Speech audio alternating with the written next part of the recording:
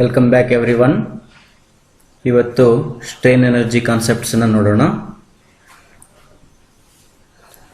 Strain energy ಅಂದರೆ ಏನು? Okay, first ಅದನ್ನು ಅರ್ಥ ಮಾಡ್ಕೊಳ್ಳೋಣ. ಆಮೇಲೆ ಈ ಚಾಪ್ಟರಿಂದ ನಮಗೆ ಭಾಳಷ್ಟು ಅಪ್ಲಿಕೇಶನ್ ಆಗ್ತದೆ. ಇದೊಂಥರ ಮಾಡರ್ನೈಸ್ಡ್ ಚಾಪ್ಟರ್. ಹಳೆ ಕಾನ್ಸೆಪ್ಟ್ಸ್ ಎಲ್ಲ ಹೆಂಗಿದ್ವು ಅಂದರೆ ಸ್ಟ್ರೆಸ್, ಸ್ಟ್ರೈನು, ಸ್ಲೋಪ್, ಡಿಫ್ಲೆಕ್ಷನ್ ಈ ಕಾನ್ಸೆಪ್ಟ್ಸ್ ಒಳಗಡೆ ಇದ್ವಿ. ಆಮೇಲೆ ಈ ಸ್ಲೋಪ್, ಡಿಫ್ಲೆಕ್ಷನ್, ಸ್ಟ್ರೆಸ್, ಸ್ಟ್ರೈನ್ ಅವನ್ನೆಲ್ಲ ಕಂಡುಹಿಡಲಿಕ್ಕೆ ವೇರಿಯಸ್ ಮೆಥಡ್ಸ್ ಇದ್ವು. ಅವೆಲ್ಲವೂ ಔಟ್ಡೇಟೆಡ್ ಆದವು. ಅವೆಲ್ಲ ಏನಾದವು? ಔಟ್ಡೇಟೆಡ್ ಆದವು. ಈ ಸ್ಟ್ರೈನ್ ಎನರ್ಜಿ ಕಾನ್ಸೆಪ್ಟ್ಸ್ ಏನದಲ್ಲ, ಇದು ಸ್ವಲ್ಪ ಅಡ್ವಾನ್ಸ್ ಒಳಗೆ ಬಂತು, ಅಥವಾ ಎಕ್ಯುರೇಟ್ ಆಗಿ ಬಂತು, ಅಥವಾ ಒಂದ ಕಾನ್ಸೆಪ್ಟ್ಸ್ನ ಎಲ್ಲ ಕಡೆಗೂ ಯೂಸ್ ಮಾಡ್ಬೋದು. ದಿಸ್ ಇಸ್ ಇದ್ರದ್ದು ಸ್ಪೆಷಾಲಿಟಿ. ಸ್ಟ್ರೈನ್ ಎನರ್ಜಿ ನೀವು ಎಲ್ಲೆಲ್ಲಿ ಯೂಸ್ ಮಾಡ್ಬೋದಪ್ಪ ಅಂತಂದ್ರೆ ಸ್ಲೋಪ್, ಡಿಫ್ಲೆಕ್ಷನ್ ಕಂಡಿಡಕ್ಕೆ ಯೂಸ್ ಮಾಡ್ಬೋದು. ಆಮೇಲೆ ಯಾವ್ದಾರ ಡಿಟರ್ಮಿನೇಟ್, ಇನ್ಡಿಟರ್ಮಿನೇಟ್ ಬೀಮ್ಸ್ ಇರ್ತದಲ್ಲ, ಅದನ್ನು ಕಂಡಿಡಕ್ಕೆ ಯೂಸ್ ಮಾಡೋ, ಅವುಗಳಲ್ಲೂ ಕಂಡುಹಿಡಿಬೋದು. ಈಗ ನಮ್ಮಲ್ಲಿ ಹೆಂಗಿರ್ತಾವ ಅಂದ್ರೆ ಡಿಟರ್ಮಿನೇಟ್ ಬೀಮ್ಸಿಗೆ ಬೇರೆ ಮೆಥಡ್ಸ್, ಇನ್ಡಿಟರ್ಮಿನೇಟ್ ಬೀಮ್ಸಿಗೆ ಬೇರೆ ಮೆಥಡ್ಸ್ ಇರ್ತಾವೆ. ಮತ್ತು ಅದು ಇನ್ಡಿಟರ್ಮಿನೇಟ್ ಬೀಮ್ಸ್ ಅಲ್ಲಿ ಮೆನಿ ಮೆಥಡ್ಸ್ ಇರ್ತಾವೆ. ಆಯ್ತಾ? ಹಂಗೆ ಇಲ್ಲಿ ಏನಾಗ್ತದೆ ಅಂದ್ರೆ ಸ್ಟ್ರೈನ್ ಎನರ್ಜಿ ಕಾನ್ಸೆಪ್ಟ್ಸ್ ಒಂದನ್ನು ತಿಳ್ಕೊಂಡ್ರೆ ನಾವು ಬೇರೆ ಅನೇಕ ಇದನ್ನ ಕಂಡುಹಿಡ್ಕೊಳ್ಬೋದು. ಓಕೆ, ಸ್ಟ್ರೈನ್ ಎನರ್ಜಿ ಅಂದ್ರೆ ಏನು ಅಂತೇಳಿ ನೋಡೋಣ ಫಸ್ಟ್. ಈಗ ನೋಡಿ, ಒಂದು ಬಾರ್ ಅದ ಅಂತ ತಿಳ್ಕೊಳ್ಳಿ. ಇದೇನಿದು? ಇದು ಒಂದು ಬಾರ್ ಅದ. ಇದನ್ನ ನಾನು ಪುಲ್ ಮಾಡ್ತೀನಿ. ನೋಡಿ, ಚೆನ್ನಾಗಿ ಕೇಳಿ. ಇದನ್ನ ಪುಲ್ ಮಾಡಿದಾಗ ಇದು ಹಿಂಗ ಹಿಗ್ತದ. ಈ ಕಡೆಗೆ ಸ್ವಲ್ಪ, ಈ ಕಡೆಗೆ ಸ್ವಲ್ಪ ಹಿಗ್ತದ. ಈಗ ಇದನ್ನ ಹಿಗ್ಗಿಸಿದವರು ಯಾರು? ಇದನ್ನ ಹಿಗ್ಗಿಸಿದವರು ಯಾರು ಅಂತಂದ್ರ ಅದನ್ನ ಹಿಗ್ಗಿಸಿದವರು ಈ ಫೋರ್ಸ್. ಕರೆಕ್ಟಾ? ಇದಂತೂ ಕಾಮನ್ ಆಗಿ ಅರ್ಥ ಆಗ್ತದೆ. ಇದನ್ನ ಈ ಕಬ್ಬಣ ಅಂತ ತಿಳ್ಕೊಳ್ಳಿ. ಈ ಕಬ್ಬಣನ ಇಷ್ಟು ಉದ್ದ ಜಗ್ಬೇಕಾದ್ರೆ ನೀವೇ ಥಿಂಕ್ ಮಾಡ್ರಿ, ಇದು ಎಷ್ಟು ಫೋರ್ಸ್ ಅಪ್ಲೈ ಮಾಡ್ಬೇಕು ಇಲ್ಲಿ. ಇಷ್ಟು ಫೋರ್ಸ್ ಅಪ್ಲೈ ಮಾಡಿ ಇದನ್ನ ಹಿಗ್ಗಿಸಿದ್ವಿ. Okay, think that within elastic limit ಅಂತ ತಿಳ್ಕೊಳ್ಳಿ. ವಿದಿನ್ ಎಲಾಸ್ಟಿಕ್ ಲಿಮಿಟ್ ಅಂತಂದ್ರ ಈಗ ಈ ಫೋರ್ಸ್ ಅನ್ನ ನಾನು ಬಿಟ್ಟ ತಕ್ಷಣ ಏನಾಗ್ತದ? ಈ ಫೋರ್ಸ್ ಅನ್ನ ಬಿಟ್ಟ ತಕ್ಷಣ ಇದು ವಾಪಸ್ ತನ್ನ ಪೊಸಿಷನ್ಗೆ ಬರ್ತದ. ದ ಕ್ವಶನ್ ಈಸ್, ಇದನ್ನ ವಾಪಸ್ ಅಲ್ಲಿ ಕರ್ಕೊಂಡು ಹೋಗೋರು ಯಾರು? ನೋಡಪ್ಪ, ಜಗ್ಗದು ನಿಮ್ಗೆ ಗೊತ್ತದ. ನೀವು ಹಿಗ್ಗಿಸ್ಬೇಕಾದ್ರೆ ಫೋರ್ಸ್ ಅಪ್ಲೈ ಮಾಡ್ತೀರಿ, ಅದು ಹಿಗ್ತದ. ಇದು ಆಬ್ವಿಯಸ್ಲಿ ಜನರಲ್ ಅರ್ಥ ಮಾಡ್ಕೊಳ್ಳೋದು ಈಸಿ ಅದ. ಹೌದಾ? ಕಾಮನ್ ಸೆನ್ಸ್ ಹೇಳ್ತದ. ಸರ್ ನಾ ಜಗ್ಗಿದೆ ಸರ್, ಅದು ಜಗ್ಗಿತ್ರಿ. ಓಕೆಪ್ಪ, ಬಿಟ್ಟ ಮೇಲೆ ಅದು ವಾಪಸ್ ಯಾಕೆ ಹೋತು? ಯಾರು ಕರ್ಕೊಂಡು ಹೋದ್ರದ್ ವಾಪಸ್? ರಬ್ಬರ್ನ ಥಿಂಕ್ ಮಾಡ್ರಲ್ಲ, ರಬ್ಬರ್ನ ಹಿಂಗೆ ಹಿಡ್ಕೊಂಡು ಹಿಂಗೆ ಜಗ್ತೀರಿ. ಓಕೆ, ಉದ್ದಾಯ್ತು. ಬಿಟ್ಟ ಮೇಲೆ ಅದು ವಾಪಸ್ ಯಾಕೆ ಹೋಗ್ತದ? ವಾಪಸ್ ಯಾರು ಕರ್ಕೊಂಡು ಹೋಗ್ತಾರ ಅದನ್ನ? ಇದು ಸ್ವಲ್ಪ ಯೋಚನೆ ಮಾಡ್ತಕ್ಕಂಥ ವಿಷಯ. ಇದನ್ನ ಯೋಚನೆ ಮಾಡಿದ್ರು ಅವ್ರಿಗೆ ಒಂದು ಕನ್ಕ್ಲೂಷನ್ ಸಿಗಕ್ಕೆ ಶುರು ಆಯ್ತು. ಏನಂತಂದ್ರೆ, ಯಾವ್ದಾದ್ರು ಒಂದು ಮಟೀರಿಯಲ್ ಅನ್ನ ನಾವು ಎಕ್ಸ್ಟರ್ನಲ್ ಫೋರ್ಸ್ ಹಾಕಿ ಅದ್ರ ಮೇಲೆ ಫೋರ್ಸ್ ಹಾಕಿ ಅದನ್ನ ಹಿಗ್ಸ್ಲಿಕ್ಕೆ ಅಥವಾ ಕುಗ್ಸ್ಲಿಕ್ಕೆ ಟ್ರೈ ಮಾಡಿದ್ರೆ ಅದು ಹೆಂಗ ಹಿಗ್ಗಕ್ಕೆ ಶುರು ಆಗ್ತದಲ್ಲ, ಹಂಗಂಗ ಇದ್ರ ಒಳಗಡೆ ಎನರ್ಜಿ ಸ್ಟೋರ್ ಮಾಡ್ಕೊಂತಿರ್ತದ. ಅದೇನ್ ಮಾಡ್ತಿರ್ತೈತಿ? ಎನರ್ಜಿ ಅದ್ರೊಳಗಡೆ ಸ್ಟೋರ್ ಆಗ್ತಾ ಹೋಗ್ತದೆ. ಹೆಂಗೆ ನೀವು ಅದನ್ನ ಅದ್ರೊಳಗಡೆ ಫೋರ್ಸ್ ಅಪ್ಲೈ ಮಾಡಿ ಅದನ್ನ ಸ್ಟ್ರೈನ್ ಮಾಡಕ್ ಶುರು ಮಾಡ್ತಿರಲ್ಲ, ಅದ್ರೊಳಗಡೆ ಏನಾಗ್ತದ? ಎನರ್ಜಿ ಸ್ಟೋರ್ ಆಗ್ಲಿಕ್ಕೆ ಶುರು ಆಗ್ತೈತಿ. ಈಗ ನೀವು ಅಪ್ಲೈ ಮಾಡಿರ್ತಕ್ಕಂಥ ಫೋರ್ಸ್ ಏನೈತಲ್ಲ, ಈ ಫೋರ್ಸನ್ನ ಇದನ್ನ ಬಿಟ್ಟ ತಕ್ಷಣ ಒಳಗಡೆ ಸ್ಟೋರ್ ಆಗಿದ್ದ ಎನರ್ಜಿ ಅದನ್ನ ವಾಪಸ್ ಕರ್ಕೊಂಡು ಹೋಗ್ತೈತಿ. ಅವಾಗ ಏನಾಗ್ತದ? ಅದು ವಾಪಸ್ ಕರ್ಕೊಂಡು ಹೋದ್ಮೇಲೆ ಅದು ಒರಿಜಿನಲ್ ಪೊಸಿಷನ್ಗೆ ಬಂತಂತ ತಿಳ್ಕೊಳ್ಳಿ. ಹಿಂಗಿತ್ತು, ಇಷ್ಟು ಬಂದಿತ್ತು ಅಂತಂದ್ರೆ ಇದ್ರೊಳಗಡೆ ಎನರ್ಜಿ ಸ್ಟೋರ್ ಆಯ್ತು. ಇಲ್ಲಿ ಫೋರ್ಸ್ ಹಾಕಿದ್ರಿ, ಈ ಫೋರ್ಸ್ ಕ್ಯಾನ್ಸಲ್ ಮಾಡಿದ ತಕ್ಷಣ ಈ ಎನರ್ಜಿ ಒಳಗೆ ಹೋಯ್ತಂದ್ರೆ ಈ ಎನರ್ಜಿನೂ ಜೀರೋ ಆಗಿಬಿಡ್ತೈತಿ. ಅವಾಗ ಮಟೀರಿಯಲ್ ಅಟ್ ರೆಸ್ಟ್ ಆಗ್ತೈತಿ. ಅಂದ್ರ ಇದ್ರ ಅರ್ಥ ಏನಂತಂದ್ರೆ, ಯಾವ್ದಾದ್ರು ಒಂದು ಎಲಿಮೆಂಟ್ ಅದ, ಒಂದು ಮೆಂಬರ್ ಅದ ಅಂತ ತಿಳ್ಕೊಳ್ಳಿ. ಈ ಮೆಂಬರ್ನ ನೀವು ಹಿಂಗ ಹಿಗ್ಗಿಸಿದಾಗ, ಇದು ಉದ್ದ ಆದಾಗ ಅದ್ರ ಒಳಗಡೆ ಕೂಡ ಒಂದು ಎನರ್ಜಿ ಸ್ಟೋರ್ ಆಗಿರ್ತದ. ಆ ಎನರ್ಜಿನ ನಾವೇನನ್ಬೋದು ಅಂದ್ರೆ ಸ್ಟ್ರೈನ್ ಎನರ್ಜಿ ಅಂತ ಕರಿತಾರೆ. ಅದಕ್ಕೆ ಸ್ಟ್ರೈನ್ ಎನರ್ಜಿ ಅಂತ ಕರಿತಾರೆ. ಅರ್ಥ? ಇದು ಸ್ಟ್ರೈನ್ ಎನರ್ಜಿಗೆ ಪರ್ಟಿಕ್ಯುಲರ್ ನೇಮ್. ಈ ಸ್ಟ್ರೈನ್ ಎನರ್ಜಿ ಅಂದ್ರೆ ಅದೊಂದು ಜನರಲ್ ಹೆಸರು ಆದಂಗೆ ಆಗ್ತದ. ಇದಕ್ಕೊಂದು ಪರ್ಟಿಕ್ಯುಲರ್ ಹೆಸರು ಕೊಡ್ಬೇಕಾದ್ರೆ ರೆಸಿಲಿಯನ್ಸ್ ಅಂತ ಕೊಡ್ತಾರೆ. ಇದನ್ನೇನಂತಾರ? ರೆಸಿಲಿಯನ್ಸ್. ಅದು ಫಸ್ಟ್ ಚಾಪ್ಟರ್ ಅಲ್ಲೇನು ಕೂಡ ಈ ವರ್ಡ್ ಯೂಸ್ ಮಾಡಿದ್ದೆ, ಹೌದಾ? ಬಟ್ ಮೆನಿ ಸ್ಟೂಡೆಂಟ್ಸ್ ಏನ್ ಮಾಡಿದ್ರು ಅಂದ್ರೆ ಡೌಟ್ಸ್ ಕೇಳಿದ್ರು. ಸರ್, ರೆಸಿಲಿಯನ್ಸ್ ನಮ್ಗೆ ಇನ್ನೂ ಅರ್ಥ ಆಗಿಲ್ರಿ ಅಂತ ಡೌಟ್ಸ್ ಕೇಳಿದ್ರು. ಅವಾಗ ನಾ ಹೇಳಿದ್ದೆ ಸ್ಟ್ರೈನ್ ಎನರ್ಜಿ ಚಾಪ್ಟರ್ ಅಲ್ಲಿ ಹೇಳ್ತೀನಿ ಅಂತ ಹೇಳೋದಕ್ಕೆ. ರೆಸಿಲಿಯನ್ಸ್ ಅಂತಂದ್ರೆ ಏನ್ ಗೊತ್ತಾ? ನಿಮ್ಮಲ್ಲಿ ಒಂದು ಎನರ್ಜಿ ಸ್ಟೋರ್ ಆಗ್ತದೆ. ಹೆಂಗಪ್ಪ ಅಂತಂದ್ರ, ನೀವೊಬ್ಬ ಮನುಷ್ಯ ಅಂತ ತಿಳ್ಕೊ. ನೀವೊಬ್ಬ ಮನುಷ್ಯ ಅಂತಂದ್ರೆ ನಿನ್ನ ಜಗ್ಗಿ ಬಯಕತ್ತಾರ ಯಾರೋ, ಭಾಳ ಬೈತಾ ಇದ್ದಾರೆ. ಅವ್ರು ಹೆಂಗೆ ಬೈತಾ ಇದಾರಲ್ಲ ಹಂಗಂಗೆ ನಿನ್ನಲ್ಲಿ ಏನಾದ್ರು ಸ್ಟೋರ್ ಆಗ್ತದ, ಎನರ್ಜಿ ಸ್ಟೋರ್ ಆಗ್ತದ. ಅವ್ರ ಬೈಗಳೆಲ್ಲ ಸ್ಟೋರ್ ಆಗಿ ನಿನ್ನ ಒಳಗಡೆ ಅದೊಂದು ಎನರ್ಜಿ ಕ್ರಿಯೇಟ್ ಆಗ್ತದೆ.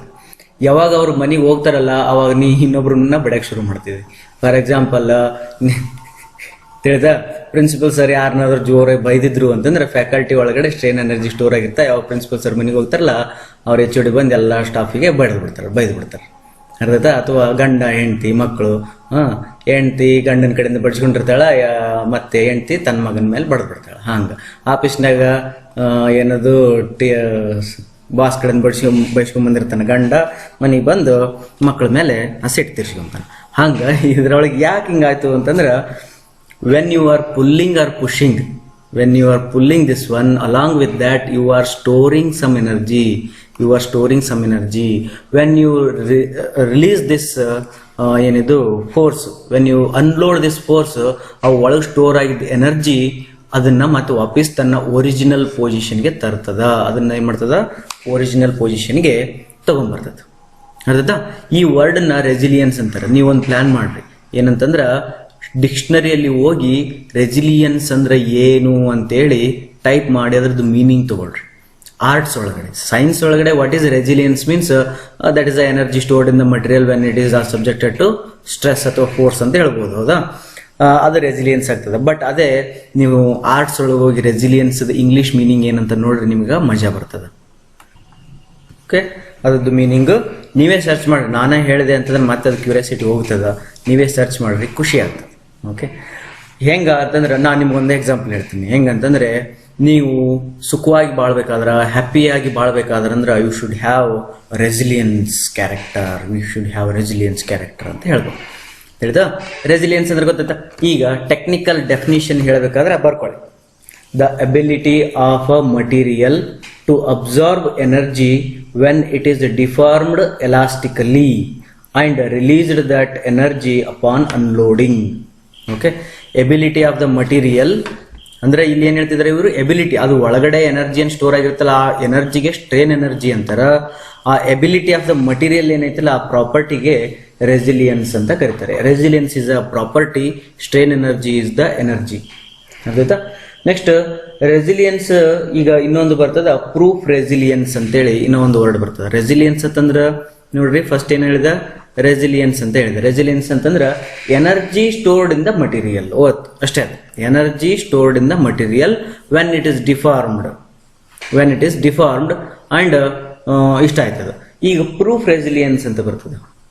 ಇನ್ನೊಂದು ವರ್ಡ್ ಬರ್ತದ ಪ್ರೂಫ್ ರೆಸಿಲಿಯನ್ಸ್ ಅಂತ ಬರ್ತದೆ. ಪ್ರೂಫ್ ರೆಸಿಲಿಯನ್ಸ್ ಅಂತಂದ್ರ it is defined as maximum energy stored in the material within elastic limit. ಇವೆಲ್ಲ ರೆಸಿಲಿಯನ್ಸ್ ವರ್ಡ್ ಎಲ್ಲ ಎಲ್ಲಿ ಬರ್ತಾವ? ವಿದಿನ್ ಎಲಾಸ್ಟಿಕ್ ಲಿಮಿಟ್ ಬರ್ತದ.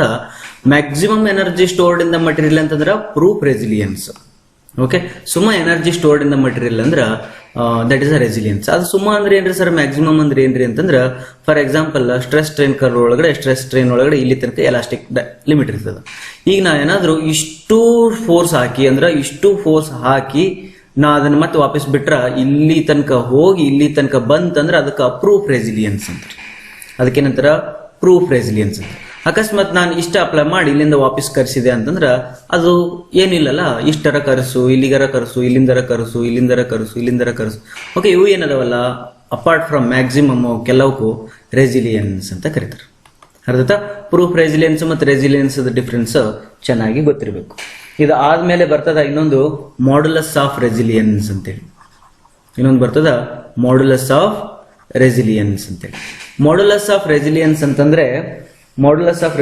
ಅಂತಂದ್ರ it is resilience per unit volume ಅಂತ. ಓಕೆ, ಅಂದ್ರ resilience per unit volume. Resilience divided by volume ಮಾಡಿದ್ರೆ ಏನ್ ಬರ್ತಲ್ಲ ಆನ್ಸರ್, ಅದಕ್ಕೆ ಮಾಡ್ಯುಲಸ್ ಆಫ್ ರೆಸಿಲಿಯನ್ಸ್ ಅಂತಾರೆ. ಅಂದ್ರ ಹಿಂಗ್ಯಾಕ್ ಡಿವೈಡ್ ಬೈ ಮಾಡ್ಬೇಕ್ರಿ ಅಂತ ಕೇಳಿದ್ರ, ನೀವು ಇಷ್ಟು ನಿನ್ನ ಹತ್ರ ವಾಲ್ಯೂಮ್ ಅದ ಅಂತ ತಿಳ್ಕೊ. ಹಂಗಂದ್ರ 1 ಮೀಟರ್ ಕ್ಯೂಬ್ ಒಳಗಡೆ ಒಂದು ಸ್ಮಾಲ್ ಕ್ಯೂಬ್, ಈ 1 ಮೀಟರ್ ಕ್ಯೂಬ್ ಒಳಗಡೆ ಎಷ್ಟು ರೆಸಿಲಿಯನ್ಸ್ ಅದ ನಿಮ್ಮದು modulus of resilience. Okay, resilience stored per unit volume is called as modulus of resilience. It is called as what? Modulus of resilience. ಅರ್ಥಾಯ್ತಾ? ಈಗ ಇದನ್ನ ಇಕ್ವೇಶನ್ ಹಾಕ್ಬೇಕಿತ್ತು ಅಂದ್ರೆ ಇದನ್ನ ಅರ್ಥ ಮಾಡ್ಕೋಬೇಕಾದ್ರೆ ಇನ್ನೂ ಸ್ವಲ್ಪ ಒಂದು ಗ್ರಾಫ್ ಬರ್ತದೆ. ಈ ಗ್ರಾಫ್ಗೆ ಏನಂತಾರೆ ಅಂದ್ರೆ ಇದಕ್ಕ ರೆಸಿಸ್ಟೆನ್ಸ್ ಅಂಡ್ ಡಿಫಾರ್ಮೇಶನ್ ಗ್ರಾಫ್ ಇದು. ಓಕೆ, ಈಗ ರೆಸಿಸ್ಟೆನ್ಸ್ ಡಿಫಾರ್ಮೇಶನ್ ಕರ್ವ್ ಇದು. ಈಗ ಇಲ್ಲಿ ಏನೈತಿಲ್ಲ ಪಿ ಅಂತ ತಗೊಳ್ಳೋಣ. ಇದು ಫೋರ್ಸ್ ಅಪ್ಲೈಡ್ ಇರ್ತದ, ಇಲ್ಲಿ ಡೆಲ್ಟಾ ತಗೊಳ್ತೀನಿ. Stress strain curve is different, ಅದಕ್ಕೂ ಇದಕ್ಕೂ ಕನ್ಫ್ಯೂಸ್ ಆಗಬೇಡಿ. ಓಕೆನಾ? ಇದು ಸ್ಟ್ರೆಸ್ ಸ್ಟ್ರೈನ್ ಕರ್ವ್ ಒಳಗಡೆ ಇಲ್ಲಿ ಸ್ಟ್ರೈನ್ ಇರ್ತದ, ಇಲ್ಲಿ ಸ್ಟ್ರೆಸ್ ಇರ್ತದ. ಇಲ್ಲಿ ಏನಿರ್ತದ? ಸ್ಟ್ರೆಸ್ ಇರ್ತದ. ಸ್ಟ್ರೆಸ್ ಅಂತಂದ್ರೆ ಫೋರ್ಸ್ ಬೈ ಏರಿಯಾ, ಸ್ಟ್ರೈನ್ ಅಂದ್ರೆ change in length by original length. ಇದೇನಿದು? ಫೋರ್ಸ್ ಮತ್ತು ಚೇಂಜ್ ಇನ್ ಲೆಂತ್ ಅಷ್ಟೇ. ಡೆಲ್ಟಾ ಎಲ್ ಇದೆ ಅಷ್ಟೇ, ಚೇಂಜ್ ಇನ್ ಲೆಂತ್. ಓಕೆನಾ? ಅದರಿಂದ ಇದು ರೆಸಿಸ್ಟೆನ್ಸ್ ಮತ್ತು ಡಿಫಾರ್ಮೇಶನ್ ಕರ್ವ್, ಇದು ಸ್ಟ್ರೆಸ್ ಸ್ಟ್ರೈನ್ ಕರ್ವ್. ಇದಕ್ಕೂ ಸೇಮ್ ಗ್ರಾಫ್ ಮಾತ್ರ ಸೇಮ ಬರ್ತದ, ಅದೇನಿರ್ತದಲ್ಲ ಸೇಮ್ ಗ್ರಾಫ್ ಬರ್ತದ. ಬಟ್ ಇಲ್ಲಿ ನಾವ್ ಏನ್ ಮಾಡೋಣ ಅಂತಂದ್ರೆ stress strain curve up to elastic limit straight line ಇರ್ತದ, ಅದೇ ರೀತಿ ರೆಸಿಸ್ಟೆನ್ಸ್ ಮತ್ತು ಡಿಫಾರ್ಮೇಶನ್ ಕರ್ವ್ ಕೂಡ ಸ್ಟ್ರೇಟ್ ಲೈನ್ ಇರ್ತದೆ. ಅಪ್ ಟು ಎಲಾಸ್ಟಿಕ್ ಲಿಮಿಟ್ ಏನಿರ್ತದ ಸ್ಟ್ರೇಟ್ ಲೈನ್ ಇರ್ತದೆ. ಅರ್ಥಾಯ್ತಾ? ಈಗ ಎನರ್ಜಿ ಸ್ಟೋರ್ಡ್ ಏನದಲ್ಲ, ಸ್ಟ್ರೈನ್ ಎನರ್ಜಿ ಸ್ಟೋರ್ಡ್ ಏನದ, ಇದು ಬಹಳ ಇಂಪಾರ್ಟೆಂಟ್. ಇದು ಸ್ಟ್ರೈನ್ ಎನರ್ಜಿ ಸ್ಟೋರ್ಡ್ ಏನದಲ್ಲ ಅದನ್ನ ಹೆಂಗ್ ಕ್ಯಾಲ್ಕುಲೇಟ್ ಮಾಡಬೇಕು, ಅದು ಒಳಗಡೆ ಹೆಂಗ್ ಸ್ಟೋರ್ ಆಗೈತಲ್ಲ ಅದು ಹೆಂಗ್ ಕ್ಯಾಲ್ಕುಲೇಟ್ ಮಾಡಬೇಕು ಅಂತ ಕ್ವಶನ್ ಅಂದ್ರ ನೋಡಪ್ಪ, ಈಸಿ ಅದ. ನೀನು ಎಷ್ಟು ಫೋರ್ಸ್ ಹಾಕಿ ನೀವು ಜಗ್ಗಕತ್ತಿದಲ್ಲ ಅದು ಅಷ್ಟೇ ಅದ್ರೊಳಗಡೆ ಸ್ಟೋರ್ ಆಗ್ತದ, ಅಷ್ಟೇ ಈಸಿ ಅದ. ಅಂದ್ರ ಅರ್ಥ strain energy equal to work done ಅಂತ. Strain energy equal to work done ಅಂತ ಅರ್ಥ.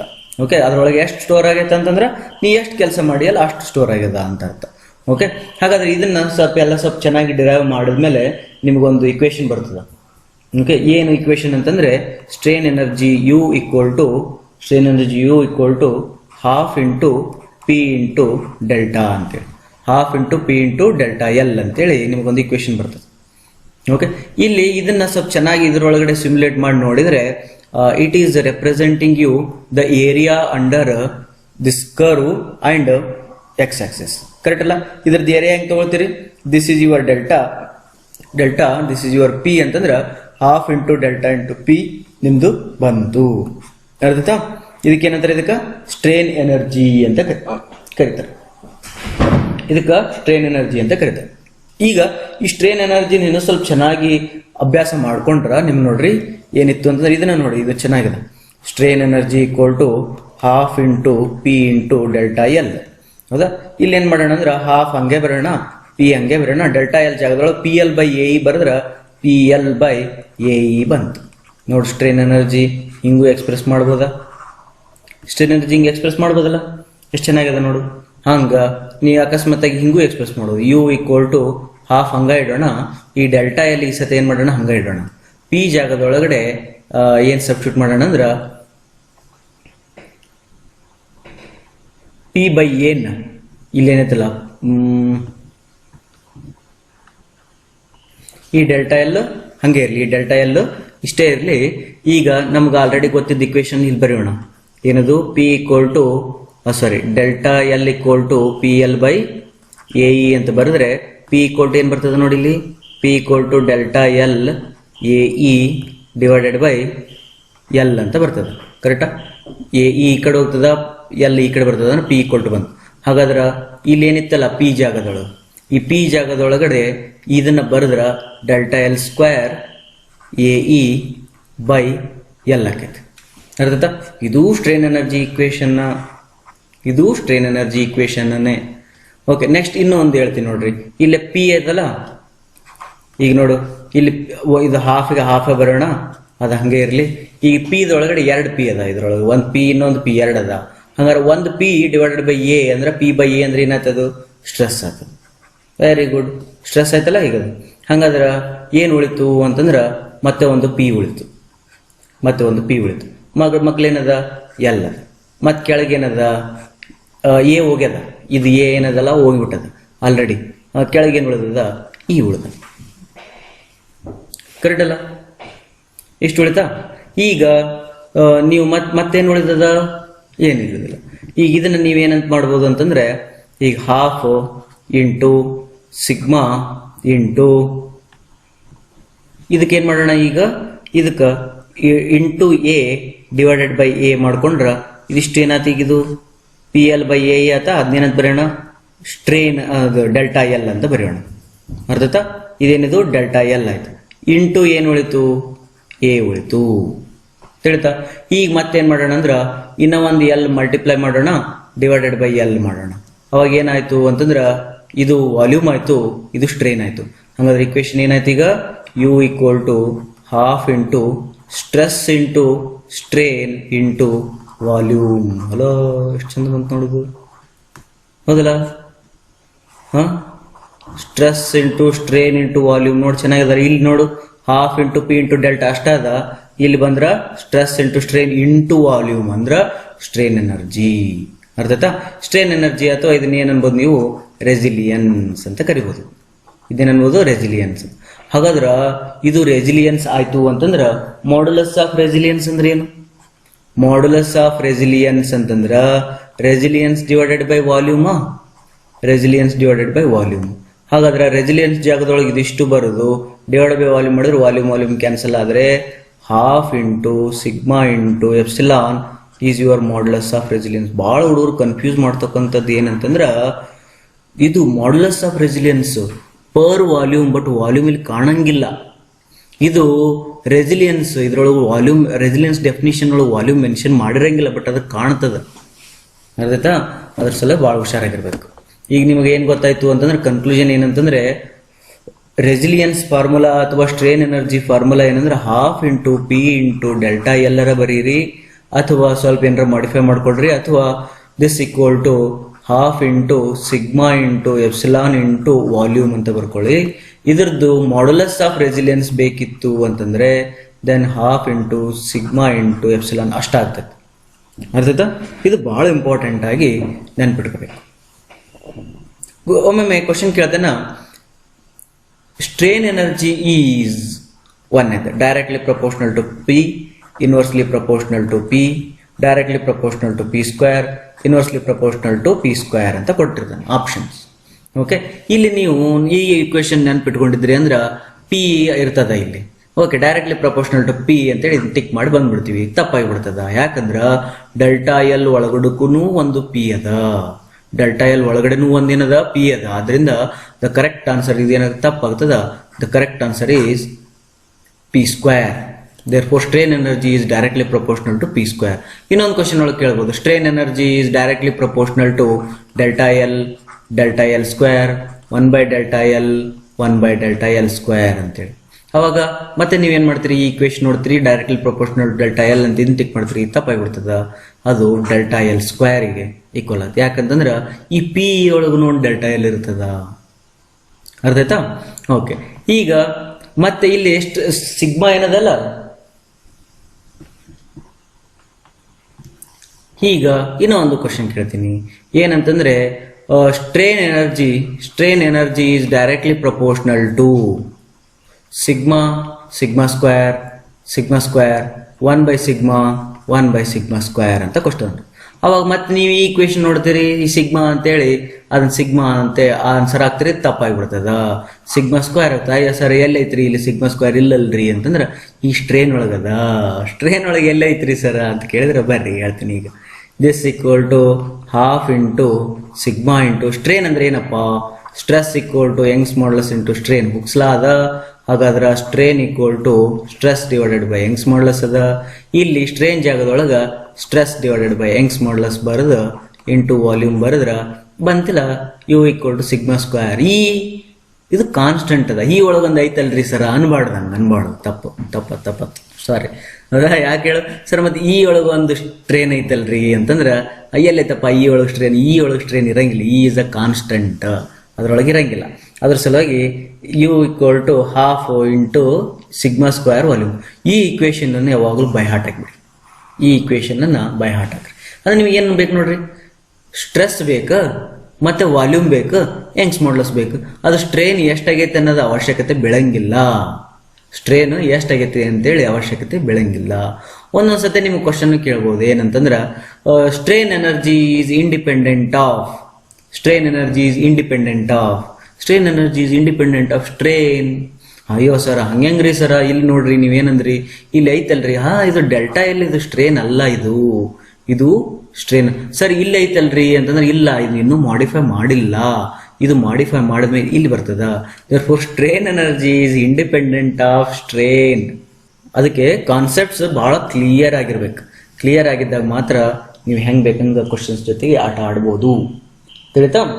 ಈಗ ಇವೇ ಇಕ್ವೇಶನ್ಸ್ ನ ಹಿಡ್ಕೊಂಡು ಮುಂದೆ ಹೋಗ್ಬಿಡೋಣ. ಮುಂದೆ ಹೋಗೋದಂತಂದ್ರೆ ಏನ್ ಗೊತ್ತಾ, ಇಷ್ಟ ತನಕ ನಾವೇನ್ ಮಾಡಿದೀವಲ್ಲ ಅದು ಎಲ್ಲ ಒಂದು ಬಾರನ್ನ ಹಿಂಗ್ ಸ್ಟ್ರೆಚ್ ಮಾಡಿದಾಗ ಇದು ಹಿಂಗ್ ಉದ್ದ ಆಗ್ತದ ಅಂತ ಹೇಳಿದೆ, ಇದು ಬಿಟ್ರೆ ಅದು ಒಳಗೆ ಹೋಗ್ತದ ಅಂತಂದೆ. ಜಗ್ಗಿದಾಗ ಅದ್ರೊಳಗಡೆ ಸ್ಟ್ರೇನ್ ಎನರ್ಜಿ ಸ್ಟೋರ್ ಆಗಿರ್ತದ ಅಂತಂದೆ, ಬಿಟ್ಟಾಗ ಅದು ರಿಕವರ್ ಆಗ್ತದ, ಅದಕ್ಕೆ ರೆಸಿಲಿಯನ್ಸ್ ಅಂತಾರಂತ ಹೇಳಿ ಇಷ್ಟೆಲ್ಲ ಎಕ್ಸ್ಪ್ಲೇನ್ ಮಾಡಿದೆ. ಕರೆಕ್ಟಾ? ಓಕೆಪ್ಪ, ಬರೀ ಇದು ಒಂದರ ಒಳಗನೆ ಆಗ್ತದೇನು ಇದು ಸ್ಟ್ರೇನ್ ಎನರ್ಜಿ? ತಪ್ಪು. ಇದು ಇದ್ರೊಂದ್ರೊಳಗಷ್ಟ ಆಗಂಗಿಲ್ಲ. ಸ್ಟ್ರೇನ್ ಎನರ್ಜಿ ಎದ್ರೊಳಗೆ ಆಗ್ತದ ಅಂದ್ರ ಈ ಒಂದು ಶಿಯರ್ ಒಳಗೂ ಆಗ್ತದ.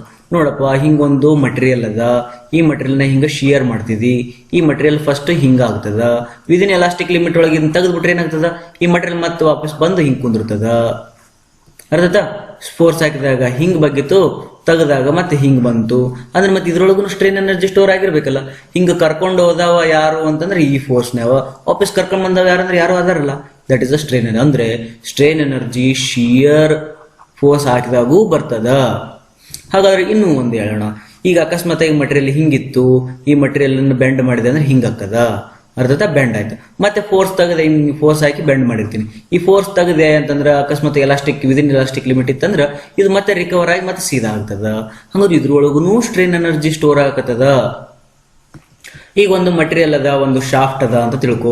ಈ ಶಾಫ್ಟ್ ಹಿಂಗ ತಿರುಗುತ್ತೀನಿ, ಹಿಂಗ್ ಕೈ ತಿರ್ಸ್ತಾರಲ್ಲ, ಹಿಂಗ್ ಕೈ ತಿರುಗಿಸ್ತೀನಿ. ತಿರುಗಿಸಿದಾಗ ಅದು ಟ್ವಿಸ್ಟ್ ಆಗ್ತದ. ಅಂದ್ ಬಿಟ್ರೆ ಮತ್ತೆ ವಾಪಸ್ ಬರ್ತದ ವಿದಿನ್ ಎಲಾಸ್ಟಿಕ್ ಲಿಮಿಟ್ ಇತ್ತಂದ್ರೆ ಅಂದ್ರೆ ಇದ್ರೊಳಗೂ ಸ್ಟ್ರೇನ್ ಎನರ್ಜಿ ಸ್ಟೋರ್ ಆಗ್ತದ. ಅಂದ್ರೆ ಸ್ಟ್ರೇನ್ ಎನರ್ಜಿ ಬರೀ ನಾರ್ಮಲ್ ಸ್ಟ್ರೆಸ್ ಒಳಗೆ ಅಷ್ಟೇ ಅಲ್ಲ. Strain energy shear stress in terms of shear stress ಬರಿಬಹುದು, strain energy in terms of bending stress ಬರಿಬಹುದು, strain energy in terms of torsion ಕೂಡ ಬರಿಬಹುದು. ಅದಕ್ಕೆ ಸ್ಟ್ರೇನ್ ಎನರ್ಜಿ ಕಾನ್ಸೆಪ್ಟ್ಸ್ ಏನೈತಲ್ಲ ಯೂನಿವರ್ಸಲ್ಲಿ ಒಂದ ಕಾನ್ಸೆಪ್ಟ್ ಎಲ್ಲ ಕಡೆಗೂ ಅಪ್ಲೈ ಆಗಕ್ಕೆ ಶುರು ಆಗ್ಬಿಡ್ತದೆ. ತಿಳಿತಾ? ಈಗ ನಾವೇನ್ ನೋಡಿದ್ವಿ ಅಂತಂದ್ರೆ strain energy for normal stresses ನೋಡಿದ್ವಿ. ಈಗ ನಾವೇನ್ ಮಾಡೋಣ, strain energy for shear stress ನೋಡೋಣ. ಸ್ಟ್ರೇನ್ ಎನರ್ಜಿ ಫಾರ್ ಏನ್ ಮಾಡೋಣ, ಶಿಯರ್ ಸ್ಟ್ರೆಸ್ ನೋಡೋಣ. ಸ್ಟ್ರೇನ್ ಎನರ್ಜಿ ಇನ್ ಶಿಯರ್. ಈಗ ಒಂದು ಬಾಡಿ ತಗೊಳ್ಳೋಣ. ಹಿಂಗ ಒಂದು ಬಾಡಿ ಅದ ಅಂತ ತಿಳ್ಕೊಳ್ಳಿ. ಇದು ಯಾವ ಬಾಡಿ ಅಂದ್ರೆ 3 ಡೈಮೆನ್ಷನಲ್ ಬಾಡಿ ಅಂತ ತಿಳ್ಕೊಳ್ಳಿ. ಈ ಬಾಡಿದ ಬೇಸ್ ಏನೈತಲ್ಲ, ಈ ಬೇಸ್ ಅನ್ನ ಫಿಕ್ಸ್ ಮಾಡದ ಅಂತ ತಿಳ್ಕೊಳ್ಳಿ. ಆಯ್ತಾ? ಇಲ್ಲಿ ಒಂದು ಫೋರ್ಸ್ ಹಾಕಿದ ಅಂತ ತಿಳ್ಕೊಳ್ಳಿ. ಇದ್ರದ್ದು L, B ಮತ್ತೆ H ಅದ ಅಂತ ತಿಳ್ಕೊಳ್ಳಿ. ಆಯ್ತಾ? ಈಗ ಈ ರೀತಿ ಫೋರ್ಸ್ ಹಾಕಿದಾಗ ಇದು ಹಿಂಗ ಬೆಂಡ್ ಆಗ್ತದ. ಕರೆಕ್ಟ್ ಅಲ್ಲ? ಇದು ಹಿಂಗ ಬೆಂಡ್ ಆಗ್ತದ.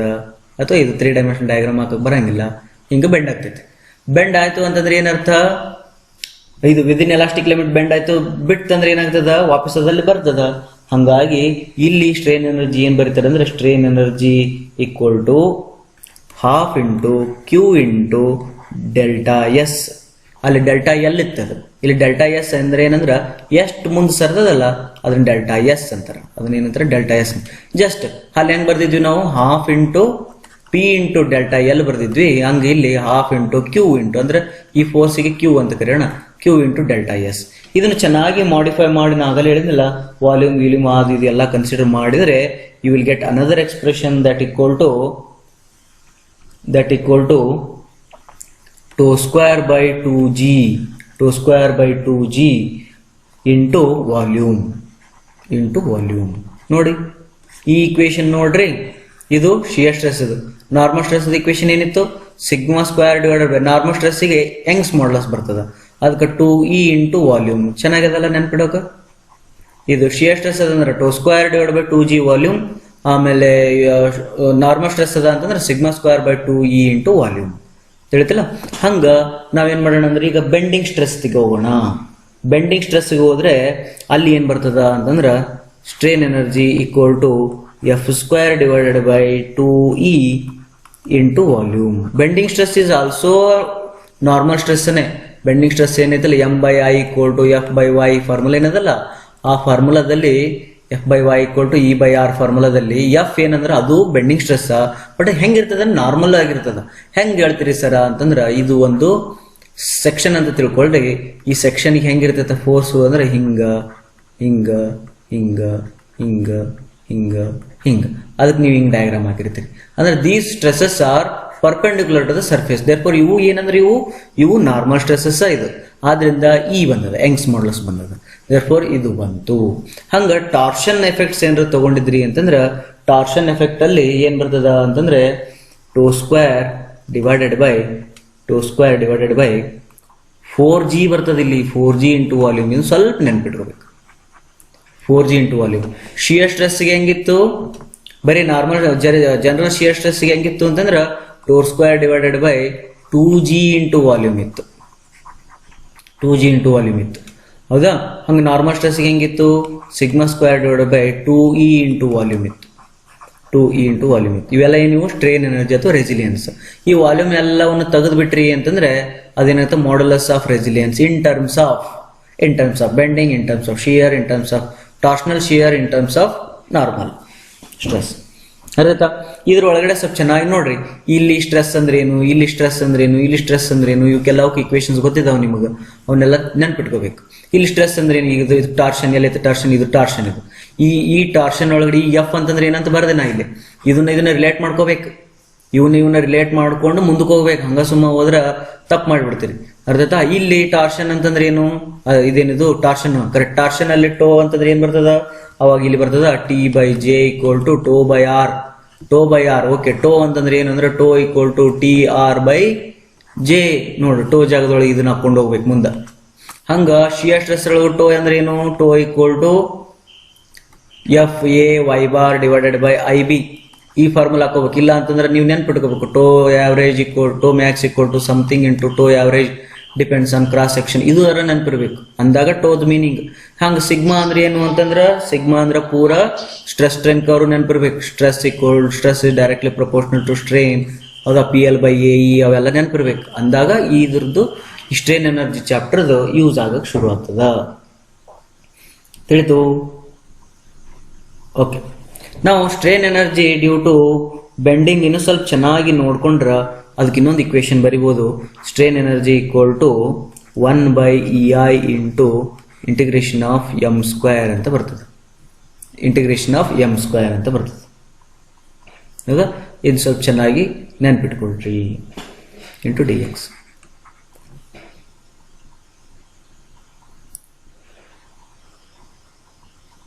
ಓಕೆನಾ? ಇಲ್ಲಿಗೆ ಸ್ಟ್ರೇನ್ ಎನರ್ಜಿ ಚಾಪ್ಟರ್ ಮುಗಿಯಿತು. ಇದ್ರದ್ದು ಅಪ್ಲಿಕೇಶನ್ಸ್ ಇದಾವ. ಈ ಸ್ಟ್ರೇನ್ ಎನರ್ಜಿ ಚಾಪ್ಟರ್ ನ ಯೂಸ್ ಮಾಡಿಕೊಂಡು ಸ್ಲೋಪ್ ಅಂಡ್ ಡಿಫ್ಲೆಕ್ಷನ್ ಕಂಡುಹಿಡಬೇಕು. ಸ್ಟ್ರೇನ್ ಎನರ್ಜಿ ಚಾಪ್ಟರ್ ನ ಯೂಸ್ ಮಾಡಿಕೊಂಡು ಸ್ಲೋಪ್ ಅಂಡ್ ಡಿಫ್ಲೆಕ್ಷನ್ ಕಂಡುಹಿಡಿಯಕ್ಕೆ 2 ಥಿಯರಮ್ ಬರ್ತಾವ. ಒಂದ್ ಏನಂತಂದ್ರೆ Castigliano's first theorem, Castigliano's second theorem ಅಂತ. ಬರೀ ಸ್ಲೋಪ್ ಅಂಡ್ ಡಿಫ್ಲೆಕ್ಷನ್ ಅಷ್ಟೇ ಅಲ್ಲ. ಯಾವ್ದಾದ್ರು ಒಂದು ಇಂಡಿಟರ್ಮಿನೇಟ್ ಬೀಮ್ ಇತ್ತು ಅಂತ ತಿಳ್ಕೊಳ್ಳಿ. ಇಂಡಿಟರ್ಮಿನೇಟ್ ಬೀಮ್ ಇತ್ತು ಅಂತಂದ್ರೆ ಇವುಗಳು ಸಪೋರ್ಟ್ ರಿಯಾಕ್ಷನ್ಸ್ ಕಂಡುಹಿಡಬೇಕು. ಫಿಕ್ಸ್ಡ್ ಎಂಡ್ ಮೂವ್ಮೆಂಟ್ ಅಥವಾ ಫಿಕ್ಸ್ಡ್ ಬೀಮ್ ಇರ್ತದೆ ಹಿಂಗ. ಹೌದಾ? ಇದು ಕಂಟಿನ್ಯೂಸ್ ಬೀಮ್ ಇರ್ತದೆ. ಕಂಟಿನ್ಯೂಸ್ ಬೀಮ್ ಅನಾಲಿಸಿಸ್ ಮಾಡಕ್ ನೀವು Kani's method, moment distribution method ಅವೆಲ್ಲ ಯೂಸ್ ಮಾಡ್ತೀರಿ. But strain energy method use ಮಾಡ್ಕೊಂಡು ಕೂಡ ನೀವೇನ್ ಮಾಡ್ಬೋದು ಅಂತಂದ್ರ ಈ ಫಿಕ್ಸ್ಡ್ ಎಂಡ್ ಮೂವ್ಮೆಂಟ್ಸ್ ಇರ್ಬೋದು, ಅಥವಾ ಸಪೋರ್ಟ್ ರಿಯಾಕ್ಷನ್ಸ್ ಇರ್ಬೋದು, SFD BMD ಇರ್ಬೋದು, ಅಥವಾ ಸೇಮ್ ಸ್ಟ್ರೇನ್ ಎನರ್ಜಿ ಯೂಸ್ ಮಾಡ್ಕೊಂಡು ಸ್ಲೋಪ್ ಅಂಡ್ ಡಿಫ್ಲೆಕ್ಷನ್ ಕೂಡ ಕಂಡುಹಿಡ್ಕೋಬಹುದು. ಅರ್ಥ? ಇದ್ರದ್ದು ಬಹಳ ಅಪ್ಲಿಕೇಶನ್ ಅದ. ಅದಕ್ಕೆ ಇದು ಸ್ವಲ್ಪ ಇಂಟ್ರೆಸ್ಟಿಂಗ್ ಚಾಪ್ಟರ್. ಇದಾದ್ಮೇಲೆ ನೆಕ್ಸ್ಟ್ ಬರೋಣ. 2 ಡಿಫರೆನ್ಸ್ ಬಹಳ ಇಂಪಾರ್ಟೆಂಟ್. ಇದೇ ಚಾಪ್ಟರ್ ಅಲ್ಲಿ ಹೇಳ್ಬಿಡ್ತೀನಿ. ಒಂದು ಗ್ರಾಜುವಲ್ ಲೋಡ್ ಅಂದ್ರೆ ಏನು, ಇನ್ನ ಒಂದು ಸಡನ್ ಲೋಡ್ ಅಂದ್ರೆ ಏನು. ಸಡನ್ ಲೋಡಿಗೆ ಇನ್ನೊಂದು ಹೆಸರು ಏನಂದ್ರೆ ಇಂಪ್ಯಾಕ್ಟ್ ಲೋಡ್ ಅಂತ ಕರಿಬಹುದು. ಇಂಪ್ಯಾಕ್ಟ್ ಕಟ್ ಅನ್ನ, ಇದು ಕಾಟ್ ಅಂತದೆ, ಇದು ಕಟ್ ಅಂತದೆ. ಓಕೆ. ಇಂಪ್ಯಾಕ್ಟ್ ಲೋಡ್ ಇದು ಇಂಪ್ಯಾಕ್ಟ್ ಲೋಡು, ಇದು ಸಡನ್. ಇದಕ್ಕೆ ಇನ್ನೊಂದು ಹೆಸರು ಏನಂತ ಬೇಡ, ಅದು ಸಾಕು, 2 ಹೆಸರು ಸಾಕು. ಸಡನ್ ಲೋಡು ಮತ್ತು ಇಂಪ್ಯಾಕ್ಟ್ ಲೋಡ್. ಅದು ಗ್ರಾಜುವಲ್ ಲೋಡ್. ಗ್ರಾಜುವಲ್ ಲೋಡ್ ಹೆಂಗಿರ್ತದ ಅಂತಂದ್ರ ಫಸ್ಟ್ ಫೀಲ್ ಆಗಂಗಿಲ್ಲ ನಿಮಗೆ, 0 ಇರ್ತದ.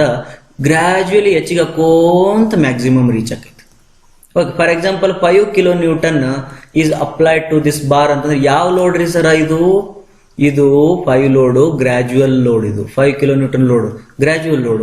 ಸರ ಒಂದು ಬೀಮ್ ಇತ್ರಿ, ಅದ್ರ ಮೇಲ್ಗಡೆ ಒಂದು 5 kN ಲೋಡ್ ಹಾಕಿದ್ರಿ, SFD BFD ಕೇಳಿದ್ರು. ಯಾವ ಲೋಡ್ ಇದು? ಇದು ಗ್ರಾಜುವಲ್ ಲೋಡ್. ಇದು ಅರ್ಥ? ಹಂಗ ಇಷ್ಟೊತ್ತನಕ ಇಲ್ಲಿವರೆಗೂ ಏನೆಲ್ಲ ಮಾತಾಡಿದೀವಲ್ಲ ಸ್ಟ್ರೆಂತ್ ಆಫ್ ಮಟೀರಿಯಲ್ ಒಳಗ, ಅದೆಲ್ಲ ಗ್ರಾಜುವಲ್ ಲೋಡ್ ಅಂತ ಥಿಂಕ್ ಮಾಡ್ರಿ. ಇಂಪ್ಯಾಕ್ಟ್ ಲೋಡ್ ಒಳಗೆ ನಾವಿನ್ನೂ ಮಾತಾಡಿಲ್ಲ. ಇಂಪ್ಯಾಕ್ಟ್ ಲೋಡ್ಗೂ ಇದಕ್ಕೆ ಏನ್ ಡಿಫ್ರೆನ್ಸ್ ಅಂತಂದ್ರ, ಇಂಪ್ಯಾಕ್ಟ್ ಲೋಡಲ್ಲಿ ಒಂದು ಡಿಸ್ಟೆನ್ಸ್ ಇರ್ತೈತಿ. ಈ ಮಟೀರಿಯಲ್ ಇಲ್ಲಿಂದ ಇಲ್ಲಿ ಬರಾಕತ್ತದ ಅಂದ್ರ ಇದು ಒಂದು ಪರ್ಟಿಕ್ಯುಲರ್ ಡಿಸ್ಟೆನ್ಸ್ ಟ್ರಾವೆಲ್ ಮಾಡಿ ಇದ್ರ ಮೇಲೆ ಬಂದ ತಕ್ಷಣ ಇದು ಎಷ್ಟು ಒಂದು 10 kg ಇತ್ತು ಅಂತ ತಿಳ್ಕೊ, 10 kg ಸಡನ್ ಆಗಿ ಇಲ್ಲಿ ಕುಂತ ಬಿಡ್ತದ. ಇಲ್ಲಿಂದ ಇಲ್ಲಿ ತನಕ ಇರಂಗಿಲ್ಲ. ಇಲ್ಲಿಂದ ಇಲ್ಲಿ ತನಕ ಟ್ರಾವೆಲ್ ಮಾಡಬೇಕಾದಾಗ ಇದ್ರದ್ದು ಎಫೆಕ್ಟ್ ಇದ್ರ ಮೇಲೆ ಏನು ಗೊತ್ತಿರಂಗಿಲ್ಲ. ನಮ್ಮೇಲೆ ಇದ್ರ ಮೇಲೆ ಬಿದ್ದ ತಕ್ಷಣ 10 kg ಅದು ಫೀಲ್ ಮಾಡಿಬಿಡ್ತದೆ. ಅದಕ್ಕೆ ಇಂಪ್ಯಾಕ್ಟ್ ಲೋಡ್ ಅಂತಾರೆ. ಬಟ್ ಇಲ್ಲಿ ಹಂಗಿರಲ್ಲ. ಇದು ಗೊತ್ತಿರ್ತೈತೆ, ಹುಕ್ ಹಾಕಿದ 5 kg ಹಾಕಿದ, ಜಗ್ಗಿದ 1 2 3 4 5 kg. ಬಟ್ ಇಲ್ಲಿ ಹಿಂಗಿಲ್ಲ. ಇಲ್ಲಿ ಮ್ಯಾಲೆ ಎತ್ತಿದ, ಇದು ಎತ್ತಿ ಕೈ ಬಿಟ್ಟ ತಕ್ಷಣ ಸುಮ್ಮ 0 0 0 0 0 0 10 ಮಗೆ ಹಂಗ ಇದಕ್ಕೆ ಇಂಪ್ಯಾಕ್ಟ್ ಲೋಡ್ ಅಂತ ಹೇಳ್ತಾರೆ. ಇದಕ್ಕೆ ಗ್ರಾಜುವಲ್ ಲೋಡ್ ಅಂತಾರೆ. ಅರ್ಥಾಯ್ತಾ?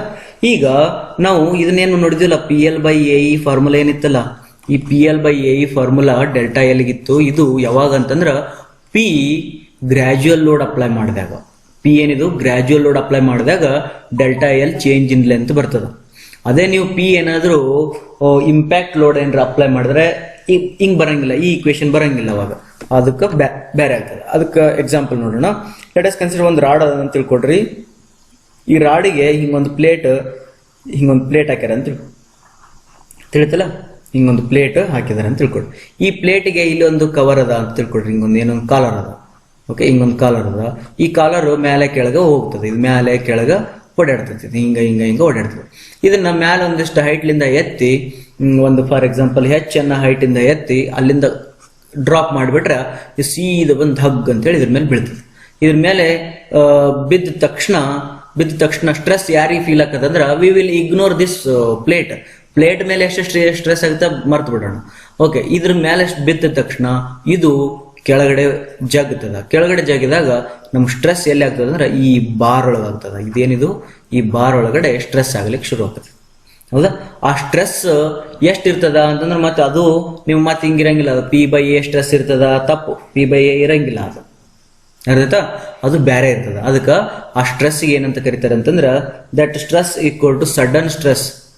That sudden stress equal to not P/A but P/A into 1 plus square root of 1 plus 2AE H divided by PL. ಇಷ್ಟು ದೊಡ್ಡದ ಇಕ್ವೇಶನ್ ಐತಿ. ಇದು ಡಿರೈವ್ ಮಾಡಿರ್ತಾರೆ. ಇದನ್ನ ಸುಮ್ಮನೆ ನೀವು ನೆನ್ಪಿಟ್ಕೊಂಡ್ಬಿಟ್ರಿ. ಇದನ್ನ ಏನಂತ, P/A 1 plus root of 1 plus 2AEH by PL ಅಂತೇಳಿ. ಈ PL/AE ಐತಿ ಇಲ್ಲಿ ಒಂದು ಏನೋ ಒಂದು ಚಂದ ಕಾಣ್ತದ, ಬಟ್ ಉಲ್ಟಾ ನೆನ್ಪಿಟ್ಕೊಟ್ರಿ. ಇದನ್ನ PL/AE ಕಾಣಕತ್ತದ, ಸ್ವಲ್ಪ ಉಲ್ಟಾ ನೆನ್ಪಿಟ್ಕೊಟ್ರಿ. ಅರ್ಥ? ಹಿಂಗ ನೆನ್ಪಿಟ್ಕೋಬೇಕು. ಇದೇನಿದು stress due to sudden load ಅಥವಾ stress due to impact load. ಇದ್ರೊಳಗಡೆ P ಅಂದ್ರೆ ಗೊತ್ತೈತಿ. ಎ ಅಂದ್ರೆ ಏನಂದ್ರ ಎದ್ರೊಳಗೆ ಸ್ಟ್ರೆಸ್ ಕಂಡಿಡಕತ್ತೀವಿ, ಬಾರ್ ಒಳಗಡೆ. ಬಾರ್ದ ಕ್ರಾಸ್ ಸೆಕ್ಷನ್ ಎ ಆಗ್ತದೆ. ಓಕೆ, ಇ ಅಂದ್ರೆ ಹೆಂಗ್ಸ್ ಮಾಡಲ್ಲ. H ಅಂತಂದ್ರೆ ಏನಂದ್ರ ಎಷ್ಟು ಹೈಟ್ ಇಂದ ಇದನ್ನ ಬಿಟ್ಟಿಯಪ್ಪ ಅದು. ಅರ್ಥಾಯ್ತಾ? ಈಗ ನಿಮ್ಗ ಒಂದು ಡೌಟ್ ಬರ್ತದ, ಇಫ್ H = 0 ಏನಾಗ್ಬೋದು? ಇಫ್ H = 0 ಅಂತಂದ್ರೆ ಅದಕ್ಕೆ ಇನ್ಸ್ಟಂಟೇನಿಯಸ್ ಲೋಡ್ ಅಂತ ಕರಿತಾರೆ. ಇಲ್ಲ, ಅದಕ್ಕೂ ಸಡನ್ ಅಂತಾರ, ಬಟ್ H = 0. H = 0. ಈಗ ನೋಡಿ, ಒಂದು ಬ್ಲಾಕ್ ಅದ ಅಂತ ತಿಳ್ಕೊಡ್ರಿ. ಇದ್ರ ಮೇಲ್ಗಡೆ 10 kg ಕಲ್ಲು ಇಡಬೇಕಾಗ್ಯದ. ಆ 10 kg ಕಲ್ಲು ಹೆಂಗ್ ಇಡ್ತೀರಿ ನೀವು? ಇನ್ಸ್ಟಂಟೇನಿಯಸ್ಲಿ ಇಡ್ತಿರೋ ಅಥವಾ ಗ್ರಾಜುವಲ್ ಇಡ್ತಿರೋ ನಿಮ್ಮ ಮೇಲೆ ಬಿಟ್ಟಿದ್ದ. ಫಾರ್ ಎಕ್ಸಾಂಪಲ್, ಈ ಇದಕ್ಕೂ ಎಷ್ಟು ಅದ ನೋಡ್ರಿ, ಇಲ್ಲೇನು ಡಿಸ್ಟೆನ್ಸ್ ಅದನ್ನ ಇಲ್ಲ. H = 0 ಅದ. ಹೌದಾ? ಇನ್ನೂ ಒಂದು ಬ್ಲಾಕ್ ತಗೊಳ್ತೀನಿ. ಇನ್ನೊಂದು ಬ್ಲಾಕ್ ತಗೊಂಡು ಮತ್ತೆ 10 kg ಕಲ್ಲು ಇದ್ರ ಮೇಲೆ ಇದೆ. ಇದೆಷ್ಟದ? 10 kg ಅದ. 10 kg ಅದ. ಇದೆಷ್ಟದ? ಇದು 10 kg ಅದ. ಇದ್ರ ನಡ್ವರ್ಕ್ ಎಷ್ಟು ಡಿಸ್ಟೆನ್ಸ್ ಅದ? ಇದು ಮತ್ತೆ ಇದ್ರ ನಡ್ವರ್ಕ ಅದಕ್ಕೂ ಎಷ್ಟದ? H = 0 ಅದ. ಬಟ್ ಇದು ಗ್ರಾಜುವಲ್ ಲೋಡ್ ಅಂತಂದ್ರ ಹೆಂಗಿರ್ತದ ಅಂದ್ರ, ಹಿಂಗ 10 kg ಅನ್ನೋದು ಒಂದು ಬಕೆಟ್ ಇಡೋದು, ಬಕೆಟ್ ಇಟ್ಟು ಮೆಲ್ಲಕ್ಕೆ ಹಾಕೋಂತ ಹೋಗೋದು.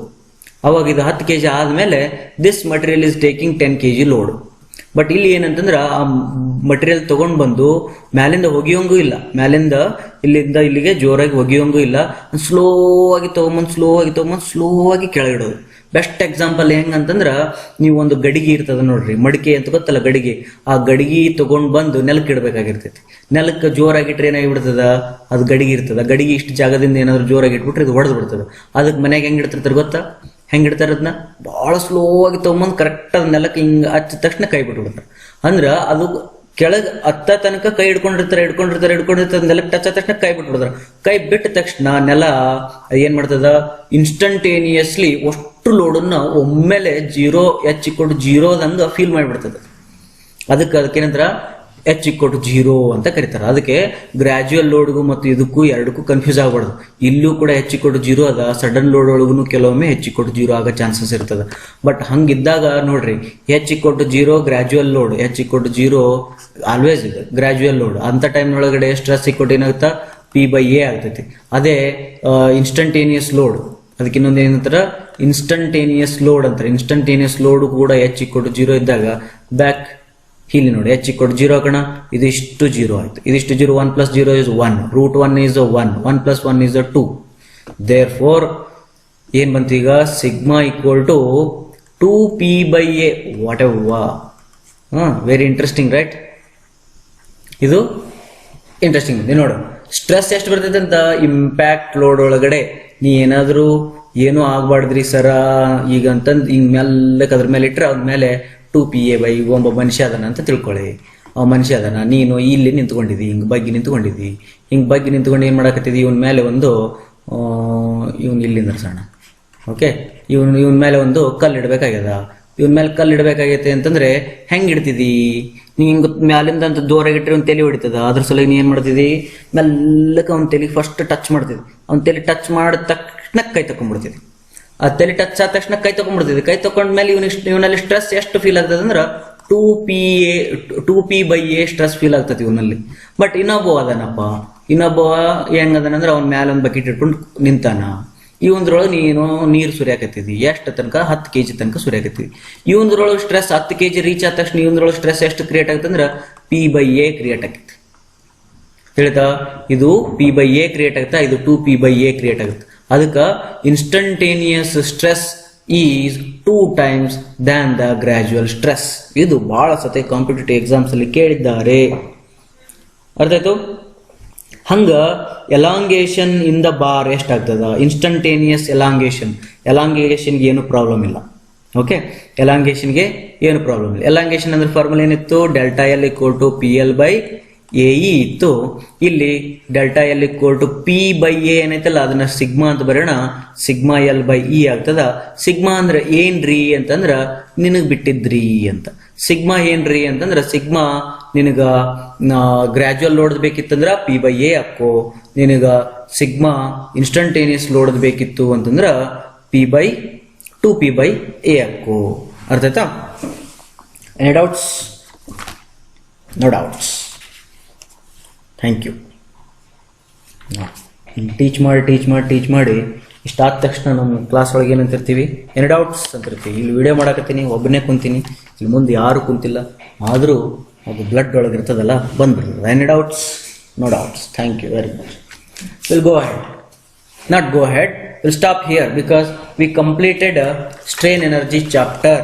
ಇದ್ರ ಮೇಲ್ಗಡೆ ಪ್ರಾಬ್ಲಮ್ಸನ್ನು ಸಾಲ್ವ್ ಮಾಡೋಣ. ಓಕೆ, ನೆಕ್ಸ್ಟ್ ವಿಡಿಯೋದಲ್ಲಿ ಇದ್ರ ಮೇಲೆ ಪ್ರಾಬ್ಲಮ್ಸನ್ನು ಸಾಲ್ವ್ ಮಾಡೋಣ. Thank you very much.